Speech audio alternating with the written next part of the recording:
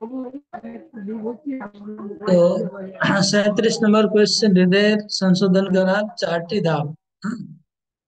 তো প্রথম ধাপ হচ্ছে, ফার্স্ট স্টেপ, আত্মসমীক্ষা, মানে ইন্ট্রোস্পেকশন বলে।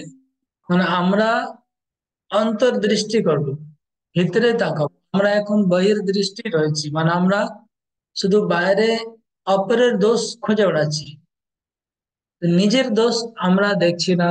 তো আমাদের আমাদের দৃষ্টিকে ভিতরে, নিজের ভিতরে দেখতে হবে যে আমার মধ্যে কি কি দোষ আছে, সেগুলো খুঁজে বের করা উচিত। এটা হচ্ছে ফার্স্ট স্টেপ। আমি ভিতরে তাকাবো, তখনই দোষ দেখতে পারবো।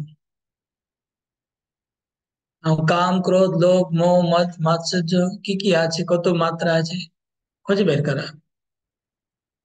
তারপরে যখন খুঁজে বের করবো, তখন স্বীকার করা যে আমার মধ্যে এই দোষ রয়েছে, অ্যাডমিট করা, স্বীকার করা। অনেক আছে যে নিজের দোষ খুঁজে পায় না, অনেক নিজের দোষ দেখতেও পারে কিন্তু স্বীকার করে না, মনে করে না আমার মধ্যে কোনো দোষ নেই। তারপরে দোষ স্বীকার করে নেওয়ার পর হচ্ছে আমি নিজের কাছে নিজে স্বীকার করতে হবে, নিজেকেই নিজে বোঝাতে হবে যে আমার মধ্যে দোষ আছে। যেমন আমি উদাহরণ দিয়েছি, ভক্তিনাথ ঠাকুর বলছেন, আমার জীবন সদা পাপের রত, নাহিক পুণ্যের লেশ, পরের উদ্বেগ দিয়াছে যে কত, দিয়াছে জীবের ক্লেশ। উনি নিজের দোষগুলো পরপর পরপর হম বলছেন। সব আচার্যরা বলছেন, নরোত্তম দাস ঠাকুর বলছেন, হরি হরি বিফলে জনম গোয়ায়ন, মানুষ জনম পাইয়া, রাধা কৃষ্ণ না বুঝিয়া। উনি সবাই আচার্যরা দেখছি নিজের দোষ তারা দেখেন। ওকে, তো এটা হচ্ছে। তারপরে এডমিট করা। তার তৃতীয় হচ্ছে, এই দোষের সংশোধন কি করে হবে, তার উপায়গুলো আমি শাস্ত্র থেকে খুঁজে বের করব, আর আচার্য গণের বাণী থেকে খুঁজে বের করব, বা খুব উন্নত বৈষ্ণবদের কাছে উপায়টা খুঁজে বের করব। আর উপায় পেয়ে যাওয়ার পরে সেটা আমি নিজের জীবনে প্রয়োগ করব। তো প্রয়োগ করলে তখন ধীরে ধীরে সংশোধন হবে। এই সংশোধন প্রক্রিয়া আমি বলছিলাম একদিনে হবে না, দুদিন হবে না, যা বছরের পর বছর চলবে। যত আমি সংশোধন হবো তত আরো বেশি দোষ দেখতে পারবো, তখন সংশোধন করব, আবার আবার দোষ দেখবো, আবার সংশোধন করব। এরকম চক্র চলতে থাকবে। ওকে, হরে কৃষ্ণ। আর কোনো পয়েন্ট বা প্রশ্ন আছে যেটা বোঝা যাচ্ছে না? তাহলে আপনারা এবার কিছু বলতে গেলে হাত তুলবেন, আহ তখনই আনমিউট করতে পারবেন, সরাসরি আনমিউট করতে পারবেন না। হুম, হাত তুলতে হবে। হ্যাঁ, রিয়া মাতাজি বলুন, আনমিউট করে। হুম। হরে কৃষ্ণ প্রভু। প্রভু যদি একটু আমাকে 34, 35, 36, 39, 40, আর প্রভু ওইদিকে 24 আর 25, প্রভু মানে শিল প্রভুপাদের প্রতি আমরা আনুগত্য কিভাবে থাকতে পারি তো, আর প্রভু ওইটা, আর 25 এরটা। আর প্রভু ঈর্ষা বা হিংসা আমাদের মধ্যে আহ একজন মানুষ কখন এটা থেকে মুক্ত হতে পারে, প্রভু এই কোশ্চেনগুলো যদি একটু আলোচনা করে দেন। আপনি অনেকগুলো তো কোয়েশ্চেন নাম্বার বলে দিলেন, মানে কি প্রবলেমটা কি হচ্ছে? আপনার শুনেছেন কি শোনেন নাই? প্রভু লেখা আছে কি মানে লেখেন? প্রভু এগুলো একটু বুঝতে পারিনি। কি আছে 24, 25, এগুলো বোঝা যাচ্ছে না। প্রভু 24, 25 লিখেছি, কিন্তু প্রভু মানে ক্লিয়ার লিখেছি কিনা ওটা। কি প্রশ্নটা কি? 1 মিনিট প্রভু।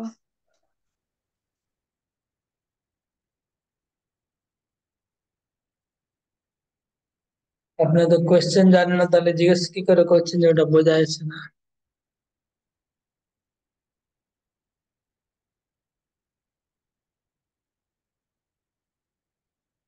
আচ্ছা, চন্দ্রশেখর বাবু, আপনি হাত তুলেছিলেন, কি আনমিউট করে বলুন, আনমিউট করুন।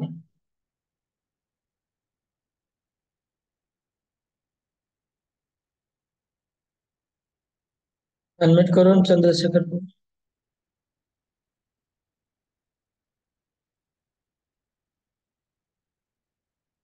अनम्यूट ना करे বলতে পারবেন না।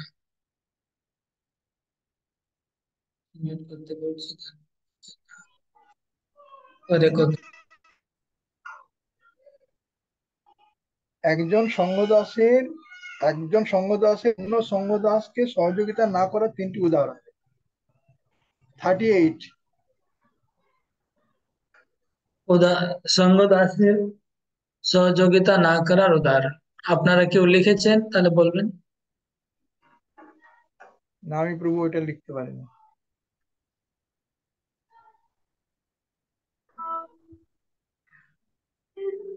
আর কে লিখেছেন হাত তুলবেন এই নাম্বারটা। আনসার আনমিউট করুন মাদাই, তপতি মাদাই, আনমিউট করুন, আনমিউট করুন, বলুন। বলছি ওই লিখিনি আমি ওইটা, আমি 40 নম্বর প্রশ্নটা একটু জিজ্ঞেস করতে, 40 যেটা আছে, বেনিফিট অফ ডাউট মানে কি, উদাহরণ সহ বুঝিয়ে।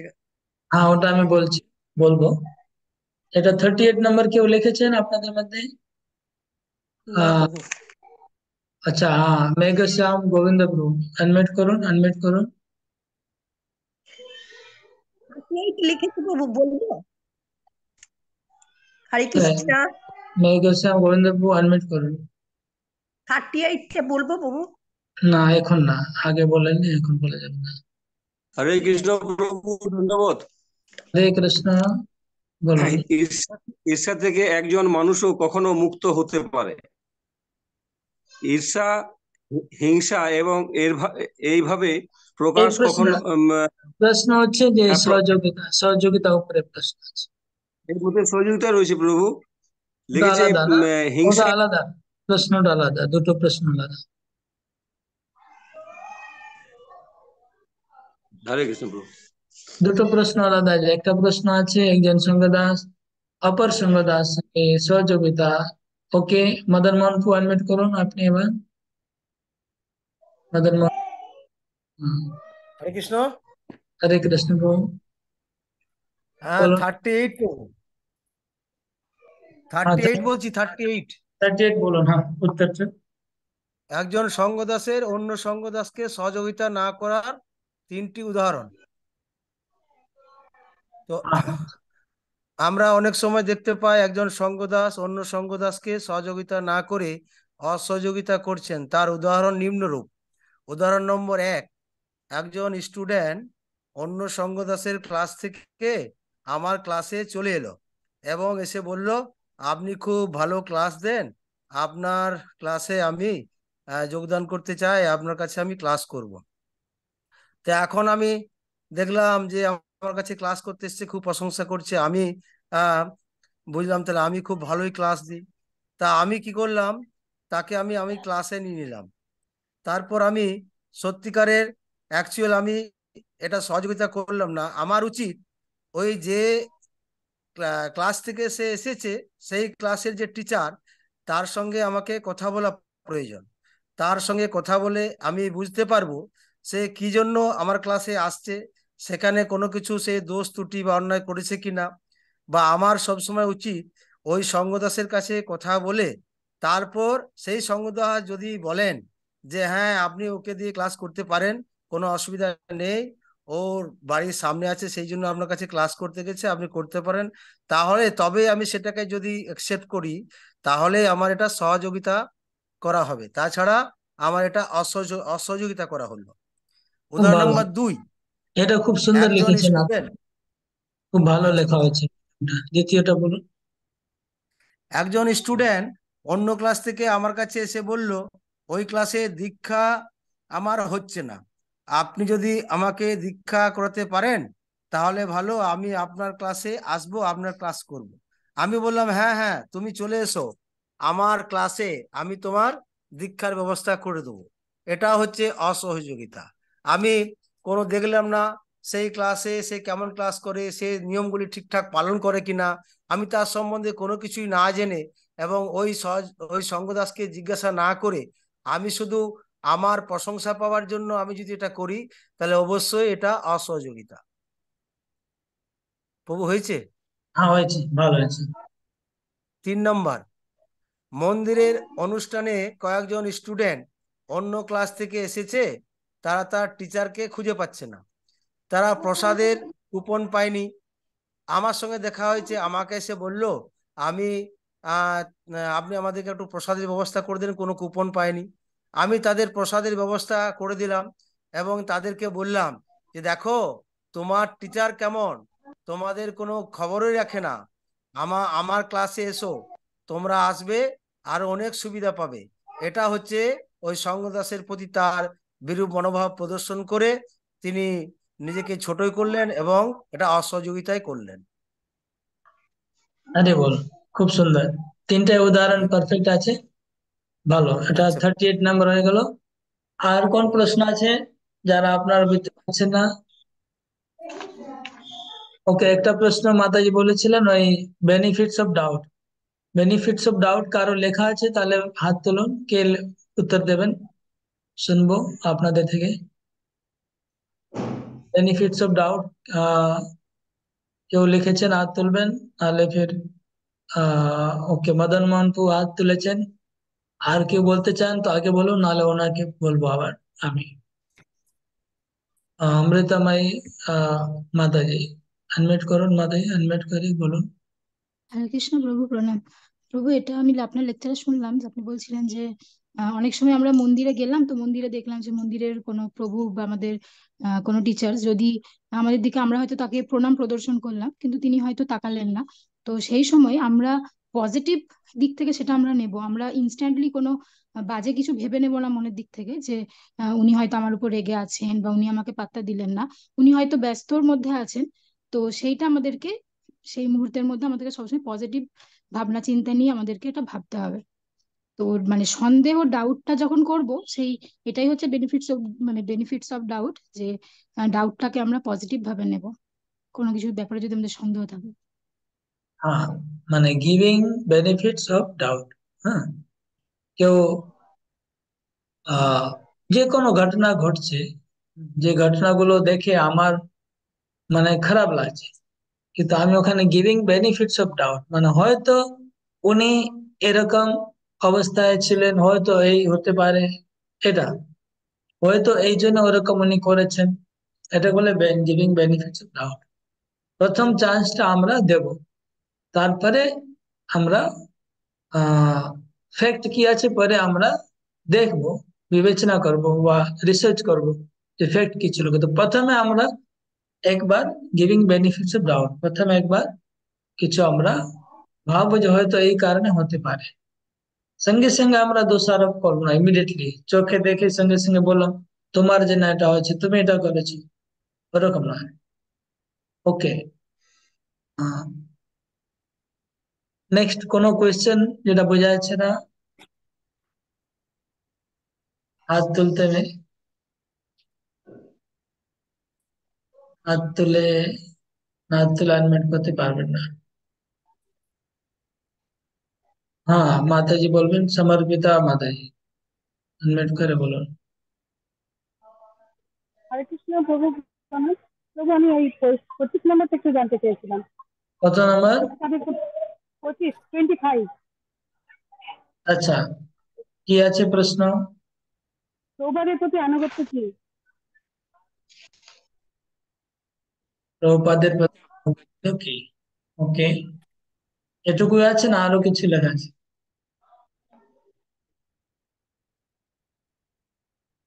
ওকে, এই প্রশ্নের উত্তর কে বলবেন? আহ যারা বলতে চান হাত তুলবেন, কেবল মদন মোহনপু একজন হাত তুলেছেন, আর কেউ যদি তোলেন তাহলে চান্স দেবো, না মদন মোহনপুকে বলবো বলতে।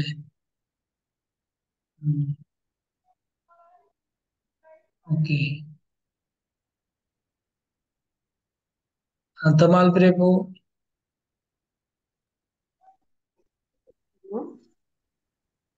আচ্ছা, এই না, এই প্রশ্নটা উত্তর দেওয়ার আগে প্রভুপাদের প্রতি আনুগত্য মানে কি এটা বলার আগে আর একটা প্রশ্নের উত্তর দিতে হবে। সেটা হচ্ছে প্রভুপাদের পজিশন কি, ভক্তিবৃক্ষ মেম্বার এবং ইসকনের মেম্বার সদস্যদের কাছে প্রভুপাদের গুরুত্ব কি? সেটা আগে বলুন, তাহলে ঠিক হবে। বলুন। হ্যাঁ,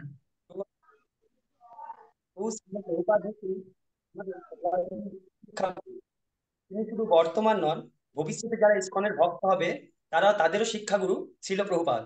প্রভুপাদের গ্রন্থ হবে ইসকনের আইন। প্রত্যেক সঙ্গদাসকে প্রভুপাদের উপরে যথেষ্ট শ্রদ্ধা উৎপন্ন করা আর প্রভুপাদের শিক্ষা মেনে নেওয়া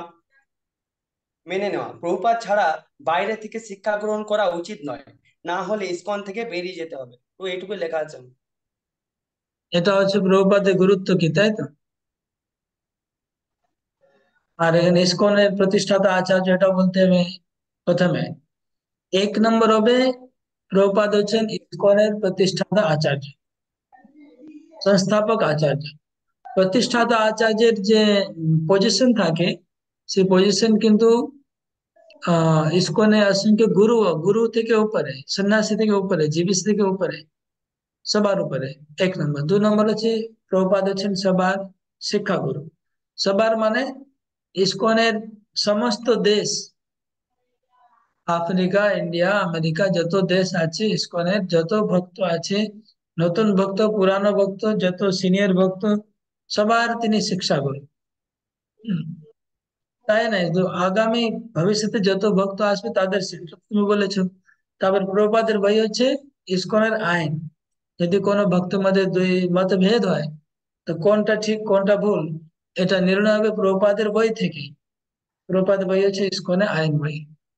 আর ভালো, এটা পয়েন্ট 3 নম্বর। তো আর কি, প্রভুপাদের আহ বইয়ের মধ্যেও যদি 2 রকম কথা থাকে কখনো, তাহলে যে কথা প্রভুপাদ বেশিরভাগে বলেছেন সেটাকে আমরা আইন হিসাবে ধরবো। উম, এটা এটা বেসিক্যালি কয়েকটা পয়েন্ট আছে যিনি প্রভুপাদের গুরুত্ব আমাদের জীবনে, সবার শিক্ষাগুরু। এই জন্য আমরা যখন ইসকনে কেউ নতুন আসে, তখন প্রভুপাদকে দিয়ে তিনি ভগবানকে ভোগ লাগাতে পারবে, প্রভুপাদের প্রণাম মন্ত্র বলতে পারবে সবাই। এবার নেক্সট কোয়েশ্চেন হচ্ছে প্রভুপাদের আনুগত্য মানে কি, আর আনুগত্য না থাকলে কি কি হতে পারে? এই উত্তরটা এখন কে দেবে? ওকে, মদন মোহন প্রভু, আপনি দাঁড়ান 1 সেকেন্ড। আনমিউট করুন, এবার আনমিউট করুন। হ্যাঁ, আবার মিউট হয়ে গেছেন। এবার আনমিউট করুন। হ্যাঁ, এবার হরে ঠিক কৃষ্ণ আছে। প্রভু। আরে বল। হ্যালো প্রভু, বলছি প্রভু, আপনি যে লাস্ট আমাদেরকে কোশ্চেন দিয়েছিলেন 40খানা প্রশ্ন, সেই প্রশ্নের ক্রমাঙ্ক অনুসারে কিন্তু আমি প্রত্যেকটা লিখেছি। তো 24 নম্বর প্রশ্ন আর 25 নম্বর প্রশ্ন প্রভু কিন্তু এই প্রভুরা একটু ক্রমাঙ্কটা চেঞ্জ করে বললো। কারণ 24 নম্বরে কোশ্চেনটা আছে ছিল প্রভুপাদের প্রতি আনুগত্য মানে কি, আনুগত্য না থাকলে কি কি হতে পারে। আর 25 নম্বরে আছে ইসকন বা ভক্তিবৃক্ষ সদস্যদের জীবনে ছিল প্রভুপাদের গুরুত্ব কি। তো এরা 25টাকে 24 বলছে, 24টাকে 25 বলতে না, কনফিউশন হয়ে যাবে না প্রভু? এখন কি হয়েছে, ব্যাপারটা হচ্ছে এটা আগে এরকম সিকোয়েন্স ছিল, কিন্তু গতকালকে আমি আবার চেঞ্জ করে নতুন পোস্ট করেছি, যেখানে 25 নম্বরটা 24 নম্বর, 24 নম্বর 25 নম্বরটা আমি নিজেই করেছি। সিকোয়েন্সটা চেঞ্জ করেছি, কেননা আগে গুরুত্ব না বলে আনুগত্যটা আসবে না। হুম, তো এই আচ্ছা আচ্ছা। সিকোয়েন্সটা আমি চেঞ্জ করেছি। ও তাহলে 24 নম্বরটা 25, 25টা 24 হবে। হ্যাঁ হ্যাঁ, এটা সবাই কারেকশন করে নেবেন। প্রথমে প্রভুপাদের গুরুত্বটা বলতে হবে, তারপরে আচ্ছা আনুগত্য। ওকে, এখন আচ্ছা। শুভদীপ মন্ডল হাত তুলেছে, আনমিউট করো আর উত্তর প্রভু বলবে। 36 নম্বর কোশ্চেনের অ্যান্সারটা বুঝতে পারিনি প্রভু। ওকে, আহ আচ্ছা, পরে পরে এটা আনসার আমি, তারণ মাধব আপনি আনসার বলবেন এই প্রশ্নের। প্রভুপাদের আনুগত্য মানে কি, আনুগত্য না থাকলে কি কি হতে পারে? হ্যাঁ প্রভু, বলছি হ্যাঁ, প্রভুপাদের প্রতি আনুগত্য মানে প্রভুপাদের প্রতি শ্রদ্ধা, বিশ্বাস, গুরু পরম্পরার প্রতি শ্রদ্ধা, বিশ্বাস, প্রভুপাদের বই, প্রভুপাদের শিক্ষার বাইরে কোনো বই, ক্লাসে ঢুকবে না, বাইরের স্টাইলে বাইরের আচরণে কোনো কিছু ঢুকবে না, চলবে না। এগুলোই হচ্ছে প্রভুপাদের প্রতি আনুগত্য। আমার এইটুকু প্রভু দেখিয়েছে। হ্যাঁ, এবার আনুগত্য না থাকলে কি কি হতে পারে সেটা বলেন, সেটা বলেন। আনুগত্য না থাকলে বলছি প্রভু, তাহলে বাইরের বই যদি ঢুকে যায়, বাইরের গল্প যদি ঢুকে যায়, বাইরের স্টাইল ঢুকলে লোকেরা প্রভুপাদ থেকে দূরে সরে যাবে, আনুগত্য কমে যাবে, ডিগ্রেড হয়ে যাবে, বিপদগামী হয়ে যাবে। শ্রদ্ধা বা বিশ্বাস না থাকে তো অন্য কোনো সম্প্রদায় থেকে শিক্ষা গ্রহণ করতে থাকে, তাহলে পুরো ক্লাস অন্য সম্প্রদায়ের দিকে চলে যাবে। তখন প্রভুপাদের গুরু পরম্পরার নিন্দা করবে এবং তাদের ভক্তি শেষ হয়ে যাবে। তার ফলে এইদিকেও সিদ্ধি পাবে না, ওদিকেও পাবে না, দুকুলেই হারাবে। ভেরি গুড, খুব ভালো, সব পয়েন্ট কভার করেছেন প্রভু। এখন প্রভু যেটা বলেছেন কিছু বাদ পড়ে থাকলে বলবেন, উনি তো মোটামুটি বলেছেন, ভালো বলেছেন। যদি কিছু এক্সট্রা পয়েন্ট থাকলে বলবেন উনি বলার পরে, নাহলে ঠিক আছে। মদন মোহনপু, আপনি যে প্রভু বলেছেন তার ছাড়া আদি কিছু এক্সট্রা পয়েন্ট থাকলে বলবেন। হ্যাঁ প্রভু, হরে কৃষ্ণ প্রভু। আর এক্সট্রা পয়েন্ট বলতে আমি লিখেছি প্রভু যে ইসকনের জিবিসি কে মান্য করতে হবে, ইসকনের ঊর্ধ্বতন, ইসকনের জিবিসি কে সব সময় মান্য করা, আর আছে ইসকনের ঊর্ধ্বতন কর্তৃপক্ষকে সর্বদা সহযোগিতা ও সম্মান করা। রাইট, ঠিক আছে, ঠিক সর্বদা আছে। ইসকনের প্রতি, হ্যাঁ ওকে, আর এটা এক্সট্রা আছে। এই পয়েন্ট অ্যাড করতে পারেন যে বেশি আর ইসকনকে মানে, কারণ প্রভুপাদ বলছেন ইসকন আমার শরীর। হ্যাঁ, আমি, প্রভুপাদ হচ্ছেন ইসকন, ইসকন আত্মা, ইসকন হচ্ছে প্রভুপাদের শরীর। তাহলে ইসকনকে অসম্মান করা মানে প্রভুপাদের অসম্মান করা হবে। আর ওটা এইসব পয়েন্ট প্রভু বলেছেন। লাস্ট একটা পয়েন্ট হবে যে গ্রুপটা পুরোই ইসকন থেকে বেরিয়ে যাবে, অন্য সম্প্রদায় নিয়ে চলে যাবে। হ্যাঁ প্রভু, ওটা আমি লিখেছি, ওই পয়েন্টটা অ্যাড হবে একটা তার ওটা মাধ্যমে। লিখেছি। ওকে, নেক্সট কোন প্রশ্ন এবার বাকি আছে? কনফিউশন নাম্বার বলবেন, অনেকগুলো কভার করলাম। হরে কৃষ্ণ প্রভু। প্রভু, এখানে আমি একটা পয়েন্ট অ্যাড করেছিলাম যে প্রভুপাদের নিজ প্রভুপাদ কি কি ত্যাগ করেছিলেন সেই সম্পর্কেও আমাদেরকে জানতে হবে, তবে আমরা তার প্রতি আনুগত্য প্রদর্শন করতে পারবো। তো প্রভু, এরকম ভাবে কি পয়েন্ট লেখা যাবে, এরকম কিছু? মানে এটা প্রশ্ন নাই, এটা তো আপনি বলতে পারেন যে আমার প্রভুপাদের জীবনী পড়লে প্রভুপাদের প্রতি আনুগত্য বাড়বে। প্রশ্ন সেটা যদি করা হয় যে প্রভুপাদ আনুগত্য কি করে বাড়বে, তাহলে উত্তরটা আসবে ওটা। তো সেই প্রশ্ন নাই, যদিও এটা পয়েন্টটা ভালো কি প্রভুপাদের জীবনী পড়লে আমাদের তার প্রতি আনুগত্য বাড়বে। শুভদীপ একটা প্রশ্ন করেছে এই আমাদের চ্যাটে, দেখি আমি চ্যাটটা খুলতে হবে, চ্যাট কোথায় খুঁজে পাচ্ছি না। এখানে আছে চ্যাট।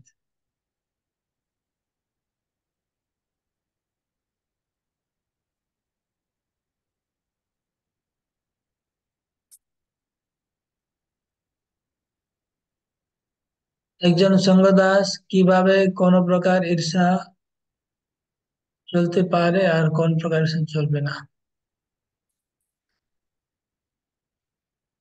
একজন সঙ্গদাস, ওকে, এই প্রশ্নটা বাকি আছে, এটা কে উত্তর দেবেন? একজন সঙ্গদাস হিসাবে কোন কোন ঈর্ষা চলবে, কোন কোন ঈর্ষা চলবে না?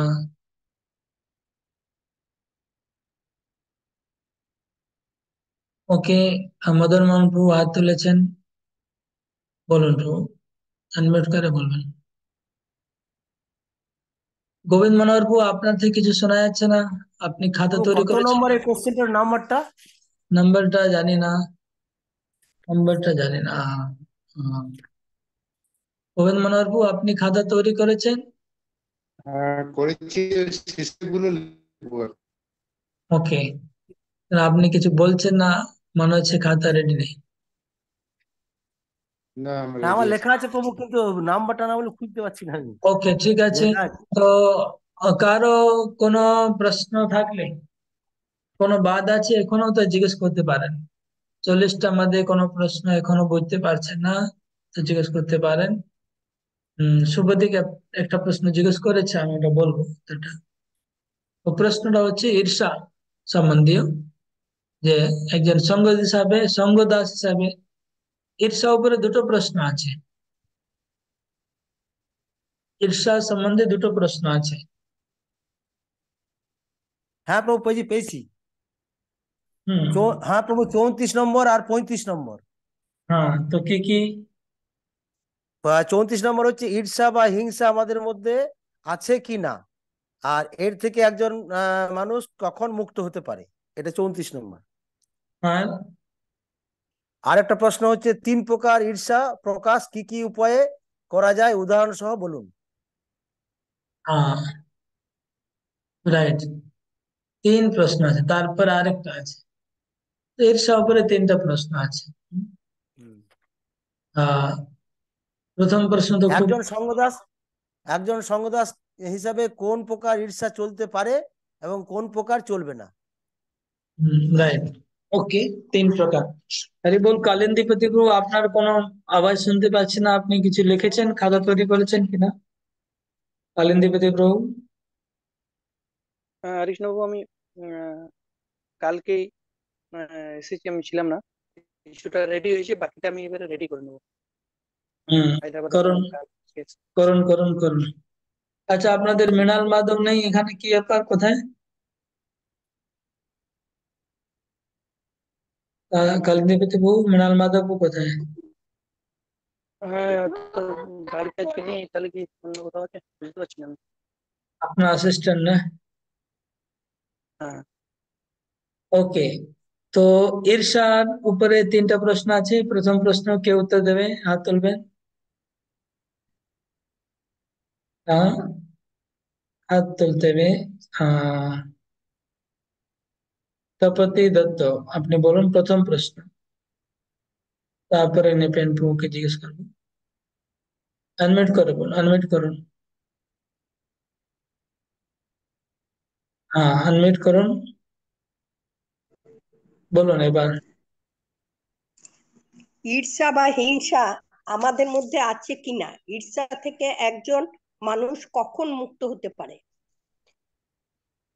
তখনকার দিনে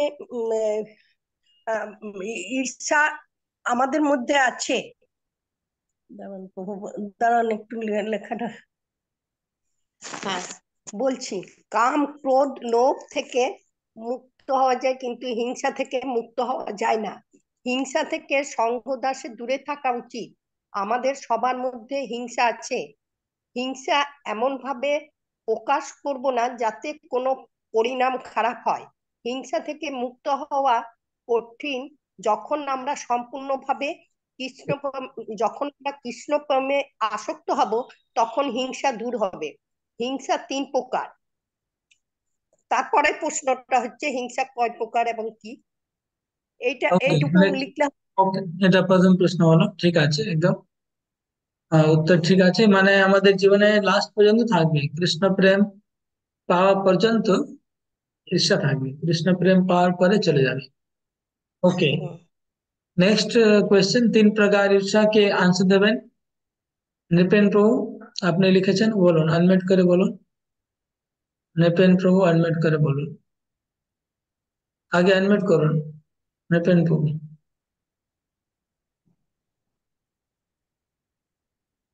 আনমিউট করুন, আনমিউট করুন। এখনো হয়নি, এখনো হয়নি, আনমিউট করুন আগে। হ্যাঁ, এবার হয়েছে, বলুন বলুন। 3 প্রকার ঈর্ষা প্রকাশ, মানে হিংসা বা ঈর্ষা গোপনে রাখার মানে হচ্ছে গোপনের মধ্যে আসবে একটা, আর বাণীর মাধ্যমে হিংসা করা মানে জেলাসি। আর কুৎসিত প্রকাশ হচ্ছে কুৎসিত ভাবে হিংসা প্রকাশ করা একটা একটা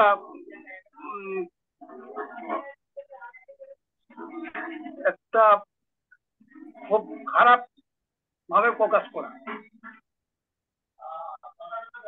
উদাহরণ হচ্ছে সঙ্গদাস তার ক্লাসের একজন ভক্তকে তার সেবার জন্য ধন্যবাদ জ্ঞাপন করলো এবং মালা পরালো, কিন্তু সেই ক্লাসের একজন ভক্ত পছন্দ করলো না, মনে মনে হিংসা ভাব পোষণ করে সেই ক্লাসে প্রকাশ করলো না। এটা হচ্ছে হিংসা, মানে জেলাসি ভাব। এটা হচ্ছে মানসিক। মানসিক, এটা হচ্ছে মানসিক। আর একজন ভক্ত একটা অনুষ্ঠানে নাচ করলো, তো দেখে আর একজন ভক্ত বলল আমি ওসব থেকে ভালো, ওর থেকে ভালো নাচতে পারি, সেটা জেলাসি বা বাণীর দ্বারা সেটা প্রকাশ করলো, সেটাও চলবে আর কি। আর 3 নম্বরটা হচ্ছে ভগবানের নিমিত্তার্থে একজন ভক্ত ভজন করার জন্য তাকে মালা পরালো, সেটা দেখে অন্য একজন ভক্ত চিৎকার করে বলল মাইকম্যানকে, মাইক কোথায়, আমাকে দাও, আমি কিছু বলতে চাই। যে ভক্তকে ভজন করার নিমিত্তে মালা পরিয়েছিল তার থেকে চিৎকার করে মাইকে অ্যানাউন্সমেন্ট করলো যে ওকে মালা পরানো ঠিক হয়নি, কুৎসিত ভাবে বলল। তাই এই শুনে হিংসা কখনো, এইরকম হিংসা কখনো কোনো ভক্তকে বলা উচিত নয়। এটা তার লেভেলের, কন্ট্রোল করতে হবে। আরে বল, আর কেউ ভালো হয়েছে, মানে ঠিক লিখেছেন আপনি, ভুল নেই। তো আর কে বলবেন? তমাল প্রভু বলো, তমাল শ্যাম। হরে কৃষ্ণ, আনমিউট করে। হ্যাঁ, হরে কৃষ্ণ প্রভু। প্রভু যেটা বললো ওইরকমই আমারও লেখা আছে, 3 প্রকার ঈর্ষা আমাদের আছে, ভেতরের মধ্যে আছে, যেটা মনের মধ্যে, বাণীর মধ্যে এবং কার্যের মধ্যে। ঠিক আছে, তো আমরা যেমন অন্য ক্লাসে কেউ যদি বেশি গীতা পড়ে, তখন আমাদের নানা রকম ঈর্ষা আমাদের মধ্যে আসতে পারে, বা আমরা আমাদের ছাত্র যদি আমাদের থেকে কেউ এগিয়ে যাচ্ছে, তখন আমাদের মধ্যে সেরকম ঈর্ষা আসতে পারে।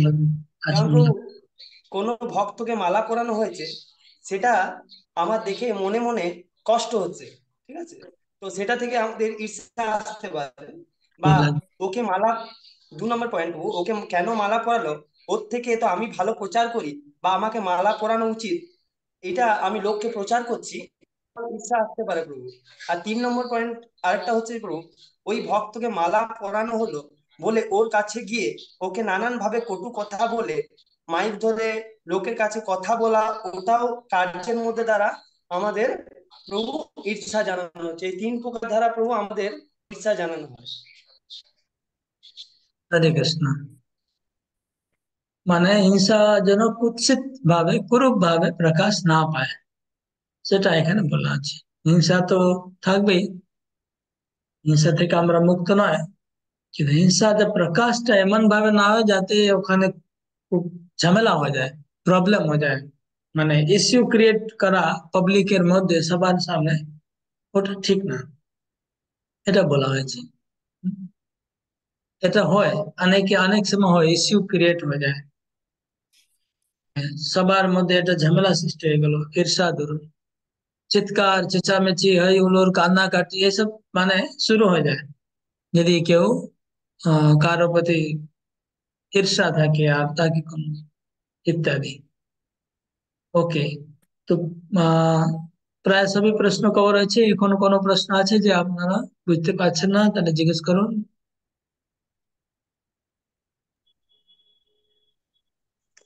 হরে কৃষ্ণ প্রভু, বেনিফিট অফ ডাউটটা আরেকবার বলে দেন। বেনিফিটস অফ ডাউট আমি বলবো, আচ্ছা ঠিক আছে। বেনিফিট ডাউট এমনি বলা হয়েছে অলরেডি, আমি আবার বলেছি, এবার আলোচনা হয়েছে কিছুক্ষণ আগে। গিভিং বেনিফিটস অফ ডাউট, আচ্ছা তারণ মাধব আপনি হাত তুলেছেন, বলুন। হরে কৃষ্ণ প্রভু, ওই 36 নম্বরটা একটু শুনতে চাইছি। একজন সঙ্গদাস হিসাবে কোন প্রকার ঈর্ষা চলতে পারে আর কোন প্রকার চলবে না? সেটা এর মধ্যেই কভার হলো কিছুটা। হলো এটা ওই কুৎসিতটা। হ্যাঁ, ওই কুৎসিত ভাবে যেন প্রকাশ না পায়, এটা বলা হলো। বাণীর মধ্যে যদি মনের মধ্যে হয়, মনের মধ্যে হলো ঠিক আছে, বাণী থেকে প্রকাশ হলো একটু খারাপ। কুৎসিত ভাবে প্রকাশ যেন ক্রিয়ার মধ্যে প্রকাশ করা একদম ঠিক না। হইচই করা, চিৎকার করা, কান্নাকাটি করা, হ্যাঁ, ওটা যেন না হয়। अच्छा ठीक एक क्लास चल रहा है, क्लास के बाद कॉल करता हूँ। শুভদীপ আনমিউট করো, কিছু প্রশ্ন আছে?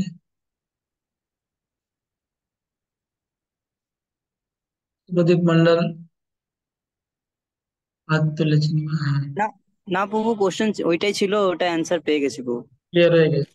ওকে, এখনো কোনো প্রশ্ন আছে কারো? গোবিন্দ মনোহর প্রভু, হ্যাঁ প্রভু আনমিউট করবেন, আনমিউট করুন এবার আপনি, আনমিউট করুন, ওই বাটন টিপুন, সামনে দেখুন আনমিউটের বাটন আছে।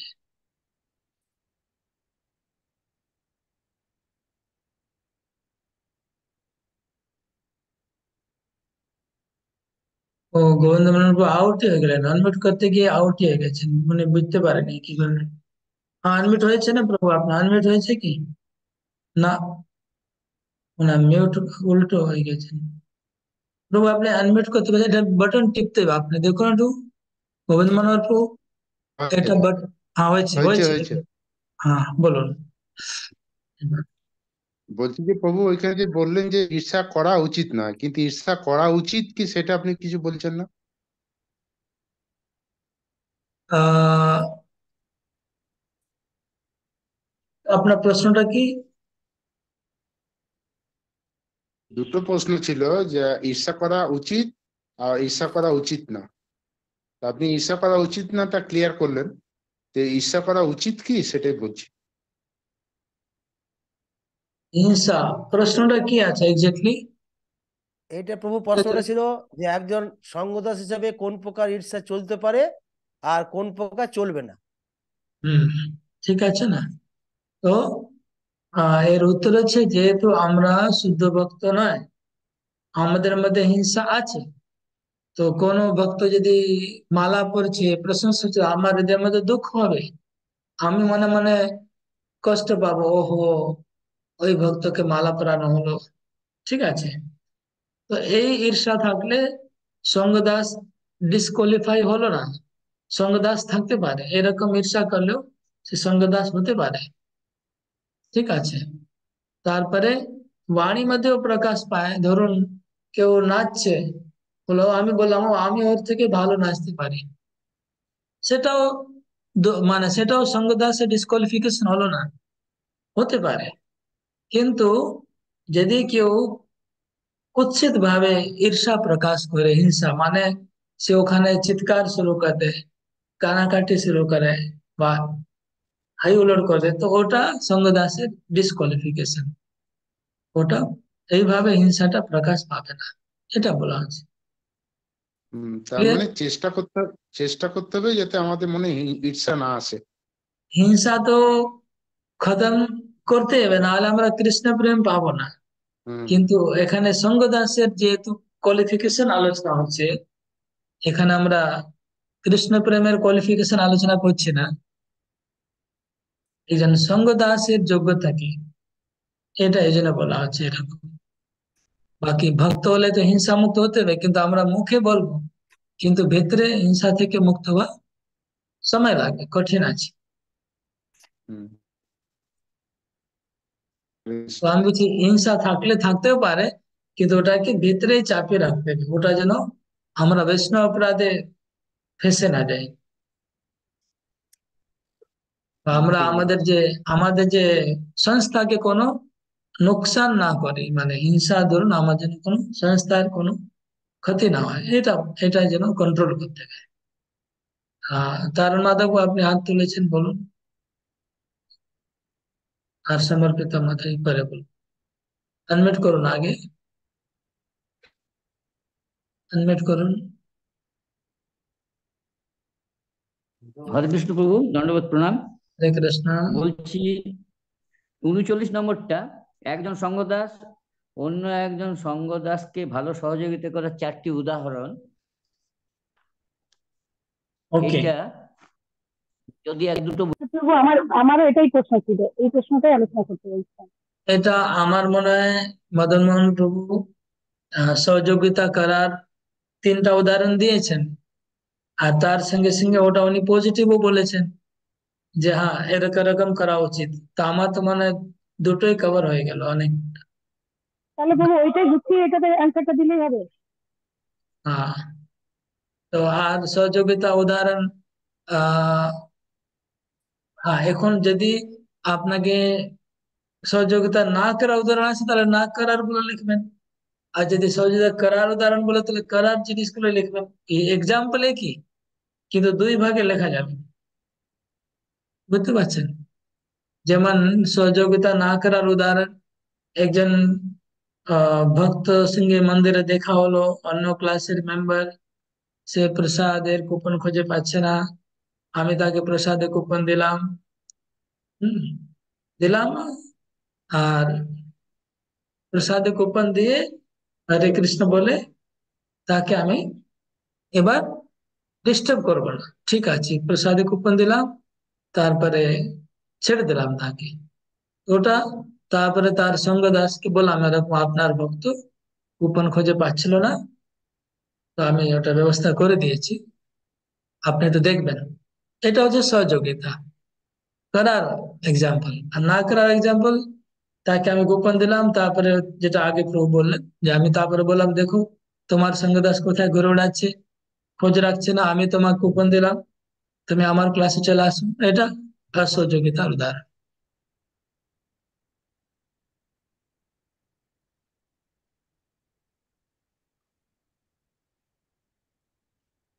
ওকে, কি নাম, রিয়া মাতা जी, আপনার 3-4টা প্রশ্ন ছিল, সব কভার হয়ে গেল? আনমিউট করে বলুন। হ্যাঁ প্রভু, কভার হয়ে গেছে। সুনন্দিনী রাধা মাতা जी, হ্যাঁ আনমিউট করে বলুন, আনমিউট করুন। হরে কৃষ্ণ প্রভু প্রণাম।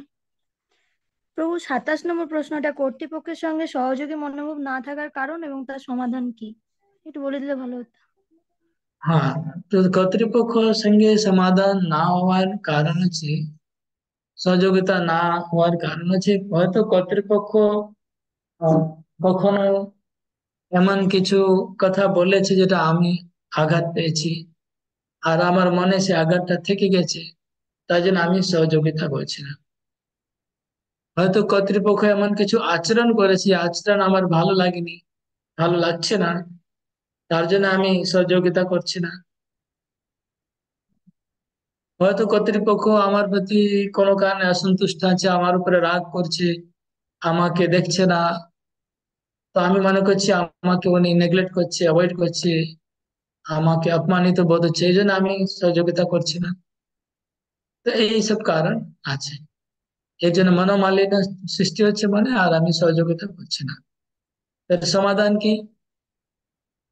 এর সমাধান হলো অসহযোগিতা করলে তো নুকসান হবে, আমি যদি অসহযোগিতা করি তাহলে কি হবে, আমি কর্তৃপক্ষ আরো দূরে দূরে দূরে দূরে সরে যাবো, উনিও আরো বেশি আমাকে নেগলেক্ট করবে। আমি যত অসহযোগিতা করব ততই কর্তৃপক্ষ আমাকে বেশি ইগনোর করবে, আর তার ফলে আমি দূরত্ব বেড়ে যাবে।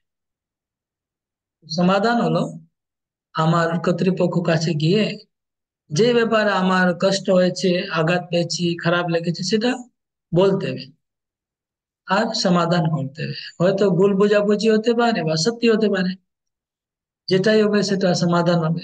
কথা বলতে হবে স্পষ্ট ভাবে যে আমার এই আচরণটা ভালো লাগেনি, বা আপনি আমাকে এটা কেন বললেন, এর কারণটা কি আছে, আমার মধ্যে কি দোষ আছে যে আপনি এরকম আমার সঙ্গে ব্যবহার করছেন, সেটা আপনি আমাকে খুলে বললে ভালো হয় যে আমার কি দোষ আছে। আমার দোষ থাকলে আপনি খুলে বলুন, আর আমাকে স্পষ্ট ভাবে বলুন আপনি আমার সঙ্গে এরকম আচরণ করছেন কেন, আমাকে ইগনোর করছেন কেন। তার যদি আপনি খুলে বললে আমি নিজেকে সংশোধন করব, এইভাবে তাকে সরাসরি বলতে হবে, বিনম্র ভাবে বলতে হবে, কিন্তু জোরে, বোল্ড বোল্ড হতে হবে, কিন্তু স্পষ্ট হতে হবে, আর বিনম্র হতে হবে। ইংলিশে 3টা শব্দ আছে, বোল্ড আর স্পষ্ট, দুটা মানে আলাদা। বোল্ড মানে হচ্ছে, কে বলতে পারে এর মানেটা কি হবে? বোল্ড মানে কি হবে, আর স্পষ্ট মানে কি হবে, আর বিনম্র, এটা। তিনটা কোয়ালিটি হবে কথা বলার মধ্যে। হ্যাঁ, তিনটা। বলিন। হরে কৃষ্ণ প্রভু। হ্যাঁ, বোল্ড মানে কি সাহসী হবে প্রভু? সাহস করে বলতে হবে। হ্যাঁ হ্যাঁ। ও বল মানে সাহস মানে সাবলীন সাবলীন, নাকি? সাবলীন বা সাহস। আরো আরো কিছু ভালো শব্দ আমি চিন্তা করতে পারছি না। বোল্ড হবে আর স্পষ্ট হবে, প্লাস বিনম্রতা হবে, না হলে সমাধান হবে না। যে আপনি বোল্ড না হয়, আপনি তো ঘুরে ঘুরে ঘুরে ঘুরে কথা বলেন বা মানে খুব স্ট্রংলি না বলে বোল্ডলি, তাহলে আপনার সমাধান হবে না। অর্ধেকটা বললেন অর্ধেকটা বললেন না, বললে কি হবে, ওনার খারাপ লেগে যাবে, এইসব চিন্তা আদি করেন। ওখানে সাহস দরকার। বোল্ড মানে সাহস। আপনি চিন্তা আছে আমি বললে তো ওনার খারাপ লাগবে, তাহলে পড়ে থাকো, কিছু হবে না, সমাধান। তো বোল্ড হতে হবে আর স্পষ্ট হতে হবে। আপনি যেটা বলতেছেন সেটাই বলতে হবে, যে অন্য কথা বলছেন, যেই প্রবলেমটা আপনি ফেস করছেন সেটা না বলে অন্য কথা বলছেন, তাহলে হবে না। স্পষ্ট, বোল্ড, আবার বিনম্রতা থাকতে হবে, চ্যালেঞ্জিং না,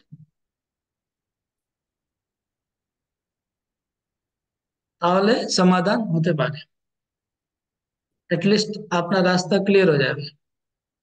কর্তৃপক্ষ যদি কিছু না উত্তর দেয়, নেক্সট টাইম অন্তত আপনাকে ইগনোর করবে না, যদি আপনি এটা করতে পারেন। হুম, এটা সব জায়গায় প্রয়োজ্য, শুধু আপনার ভক্তি ভিক্ষে না, পৃথিবীতে যে কোনো জায়গায় এটাকে আপনি কাজে লাগাতে পারেন। ওকে।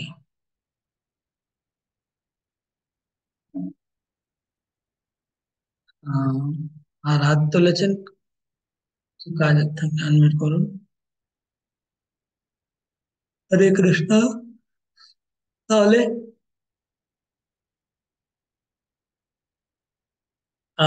তার মোটামুটি কভার হয়ে গেল। আপনারা তাহলে 10 তারিখে কবে করতে চান এক্সাম? 10 তারিখে না 12 তারিখে? হম, এক সেকেন্ড, আমি একটু আপনাদের এখন আনমিউট করছি। হ্যাঁ, হ্যাঁ।